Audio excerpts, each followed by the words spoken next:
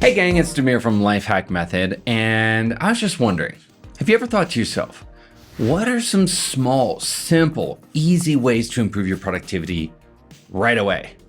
Okay, that's a great question. I'm going to be sharing 10 small changes right now that can improve your life today. And to make sure that you never miss out on any of our short videos that answer all of your burning productivity questions, don't forget to hit the subscribe button and the notification bell.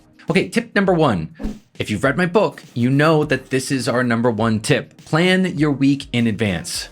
Gang, we've done a survey, 5,000 professionals, and we asked them, what is the number 1 thing that you need to do to win your week? And they all came back and said, well, of course, it would be plan your week. And so then we came back and we said to them, so how many times in the last 4 weeks have you done that? And less than 1% of them had actually been planning their week. So there's this Texas-sized gap between the fact that we all know that we should be planning our week. It's so obvious. It's like a forehead slapping moment.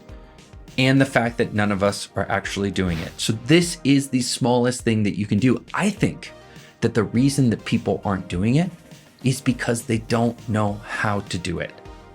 I think this is one of those things that people think, oh, I know how to plan my week, but then when you get into it, you start to get lost, you start to get in loops, you get confused, you get overwhelmed. All of a sudden it's taking you 3 hours and you're like, dude, I'm out of here. I can't handle this. This is too overwhelming. And your subconscious brain says, I'm never going to do this again because that was so stressful. And it took me 3 hours and I didn't even come up with a plan that I could follow where I could win my week. So if you've read our book, if you've been in our tribe, you know we have something called the Winning the Week method where we show people exactly step by step how to plan their week in 30 minutes or less.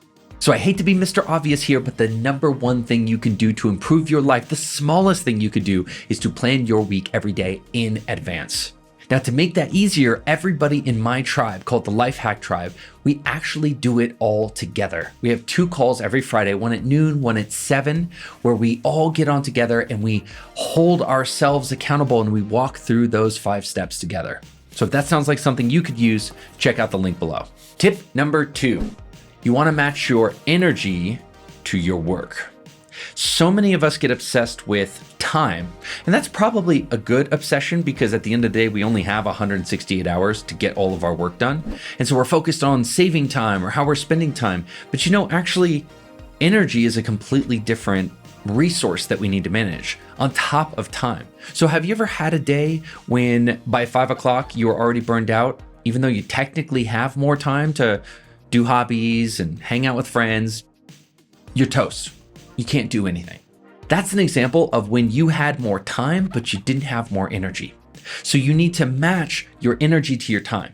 What I do is have my clients track their time for 2 weeks, and I also have them track their energy. So we have a week-long printout. It's the entire week divided into 30-minute segments, and I have them write down the numbers 1, 2, 3, or 4 in all of those blocks. So as they're tracking their time, they're also tracking their energy. And what happens at the end of 2 weeks when we map them on top of each other is we realize that they were spending first-tier energy doing third-tier work.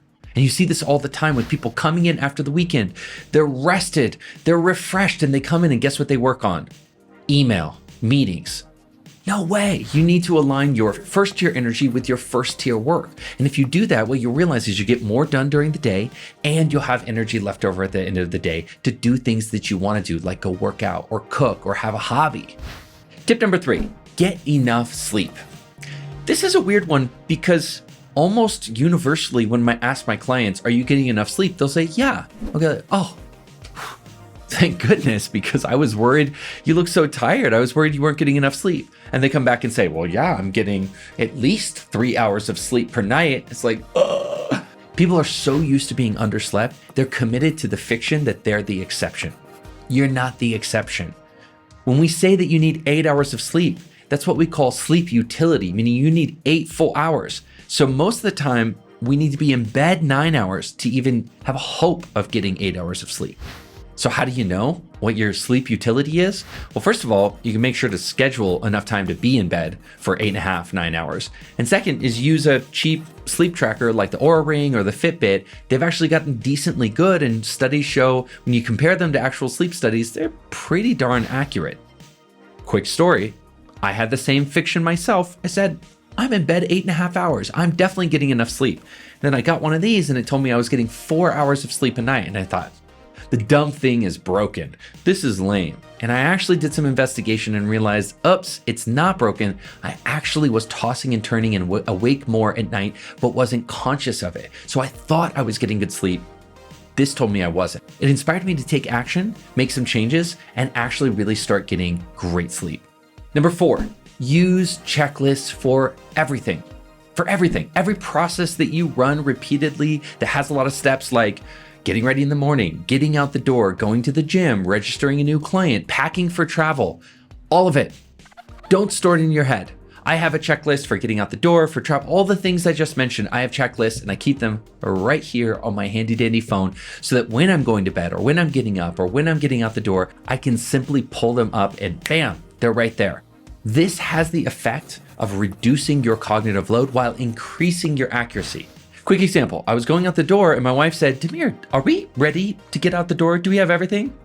And I said, yeah, babe, we got everything. I think we're ready. Then we were 10 minutes down the road and we realized that we were missing half of what we needed. Stuff for the baby, stuff for myself. And you know the whole routine. I thought you said you were ready. I thought I was ready. Gang, don't store it in your head. It's pointless, especially when you can just have a checklist. Number 5, meal prep for the entire week. When I do time trackers for my clients, everything involved in food, plotting out recipes, going shopping, prepping the food, cleaning up behind the food is usually 20 hours a week. When I get my clients meal prepping, that can go down to sometimes as little as 5 hours per week. Let that sink in your head. 20 good, solid hours where you could be enjoying yourself, having hobbies, hanging out with friends, down to 5 hours. There's probably nothing else in your personal life that you could get that kind of time back. Food prep, food prep, food prep, food prep. I can't say it enough. Number 6, get accountability wherever you're lacking motivation. I'm talking about work, exercise, anywhere. When I wanted to get back in the gym and create a real deal gym habit, I hired a virtual coach. So my coach logs in through FaceTime and I set him down and we actually work out together in FaceTime. So is my coach lifting the weights for me? No, but then most coaches don't anyway. He's just there to help keep me accountable, keep me motivated, to push me beyond what I think I could do. I do this for Spanish. I do this for working out. I do it for my work. Gang, I not only run Lifehack Tribe, I'm actually a member of Lifehack Tribe. So I'm joining the accountability calls. I'm actually joining Focus Mates and doing focus block sessions with people because I need it too. If you need accountability too, just for the basics, just to know that you're doing the right things and to keep yourself motivated, you might want to check out Lifehack Tribe as well. Check the link in the description below. Number 7, work in timed work blocks with breaks in between. Gang, time blocking is not new. It's been around since the ancient Greeks. There's something that happens inside of a person when they say to themselves, I'm racing the clock and I want to see how much I can get done before 30 minutes counts down or 60 minutes counts down. It unlocks a gamified part of our brain that's like, I need to get this done in this certain amount of time because I don't know, I just feel like I have to. Yes, you can unlock that gamified part of your brain. And it's as simple as just starting a timer and saying to yourself, I wonder how much of this I could get done in 30 minutes. So we actually created a game called the Sticky Focus game. We're going to link that below so you can check it out. It's a really cool game you can play just with sticky notes to unlock your most gamified, excited self so that you can fall into focus and get lots of work done. Number 8, use over-the-ear headphones with focus music. Gang, you can be distracted by any of your 5 senses. If it's too cold, your skin. If you see something distracting, it could be your eyes, but most of the time it's your ears. You hear a door open behind you. You hear that somebody's in the house. Oh, I wonder who's in the house. That's the distraction. So when you can just do those noise canceling over the ear headphones with a little bit of focus music in it, man, I have found that there's nothing like that to allowing yourself to fall into focus and really get momentum on your work, especially if you're working from home and there's lots of distractions, and especially if you're working from the office. We all know that guy who comes up and says, hey, you got a second? No, I don't have a second, and you just broke my focus. Number 9, keep the inbox closed while you work. I can't tell you how many of my clients say, Demir, I just can't get momentum on my work. I don't know what it is. And I say, you're sure? Are you sure you don't know what it is? And in that same call with them, I hear ding, ding, ding, ding. And I say, what's that dinging sound in the background? Oh, it's my inbox.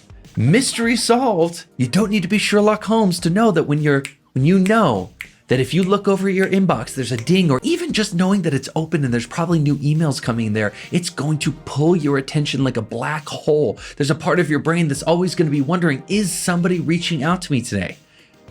Newsflash, we are social creatures. We are especially sensitive to the idea that somebody might need us. So you've got to batch your inbox and have periods where it's open, but also have long extended periods where it's closed.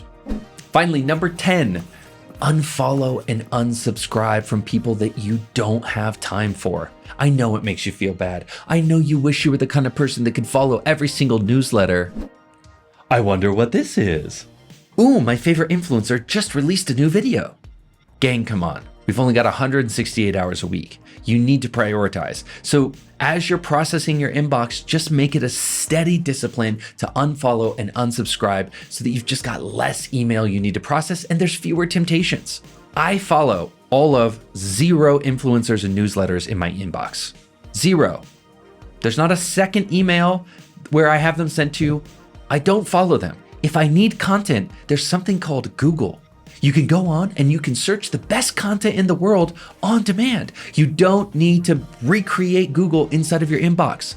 Unsubscribe, unfollow. All right, folks, thanks for watching. I hope you got a tidbit out of this. As always, I will see you next time.